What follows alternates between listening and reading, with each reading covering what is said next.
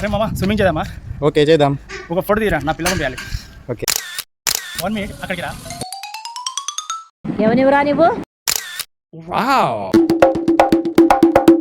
మామ స్విమ్మింగ్ చేద్దాం.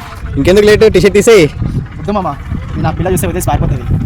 ఏంటి మామా నువ్వు కూడా ఇలానే ఇబ్బంది పడుతున్నావా? టెన్షన్ ఎందుకు మామా, నేనున్నాగా.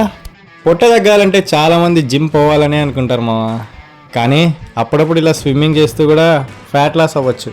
రోజు జిమ్లో వర్కౌట్ అంటే బోర్ కొడుతుంది కదా మామా, అందుకే అప్పుడప్పుడు యాక్టివిటీ మారుస్తూ ఉండాలి. అట్లీస్ట్ వీక్లీ వన్స్ అయినా స్విమ్మింగ్ చేయండి. నాకు తెలుసు మామా నీకు స్విమ్మింగే రాదని. ఏం పర్లేదు, అదేం పెద్ద బ్రహ్మ విద్య కాదు, ఒక్క నెలలో నేర్చుకోవచ్చు. స్విమ్మింగ్ చేయడం వల్ల నీకు బాడీ పెయిన్స్ కూడా రిలీఫ్ అవుతాయి, ఇంకా బాడీ ఫ్లెక్సిబిలిటీ కూడా పెరుగుతుంది. ఇంకెందుకు మామ లేటు, వారానికి ఒకసారి స్విమ్మింగ్కి పో. చూసింది చాలు, లైక్ కొట్టు, బాయ్.